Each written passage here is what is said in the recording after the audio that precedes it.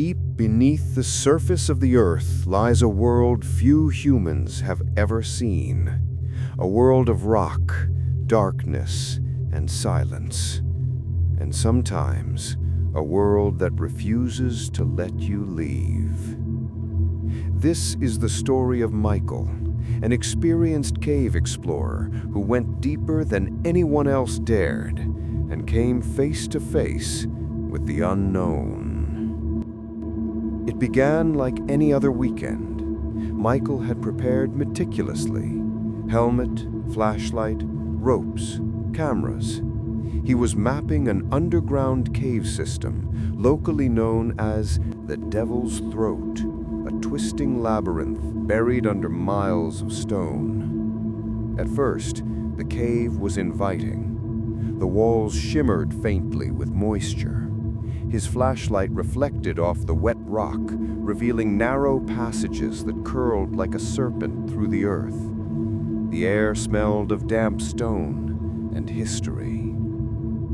"Going deeper," he radioed to his team above. "Should be back in an hour." But the cave had other plans. As he crawled further, the tunnel constricted, the ceiling lowered, the walls closed in. Every step felt heavier, and then, without warning, the rocks around him shifted.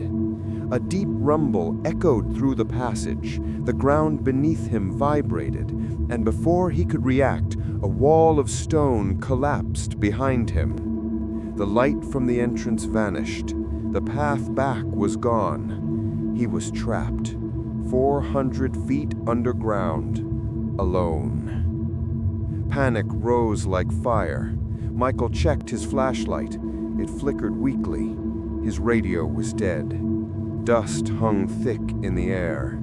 Every sound he made echoed unnaturally, bouncing off walls he could barely see. Hours passed. Time became meaningless. He called out, but the only response was the hollow echo of his own voice. In the black, silence was a living thing. It pressed against him, whispered through the rocks. And then he heard it, a tapping, faint but deliberate. He tapped 3 times on the wall. 3 taps returned. Someone or something was listening. Relief and fear intertwined. The tapping continued intermittently, like a heartbeat in the stone. It kept him aware of the space, yet reminded him he was utterly alone. As night fell above ground, rescue teams began their grueling work. They drilled tirelessly, guided by faint signals from his locator. Each hour felt like eternity. They could not see him, could not reach him, only hope that he was alive. Michael waited. He rationed the small supplies he carried. His flashlight was dying. His throat burned from dust and thirst. He leaned against the wall, trying to calm his thoughts, trying not to panic. Through it all, the tapping never stopped, sometimes soft, sometimes urgent, and sometimes he swore he heard a whisper, "Stay still." Was it the wind, his imagination, or something else? He could not be sure. Every sound became amplified. Every shadow seemed alive. He counted the seconds, the minutes, the hours, and still he waited, hoping that the faint echoes from above were real. 2 days passed.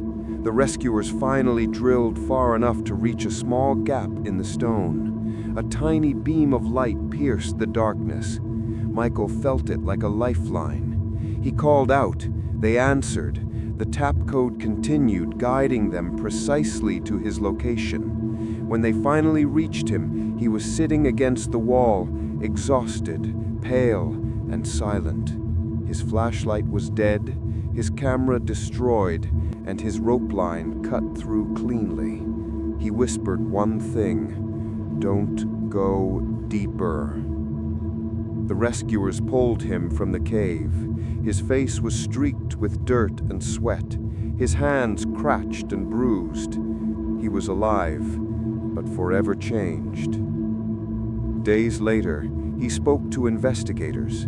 He described what had happened, the collapse, the hours in darkness, the tapping and whispers, but he could not explain the deep scratches along the tunnel walls, marks too long, too deep for any human hand. The cave remained sealed. Locals avoided it.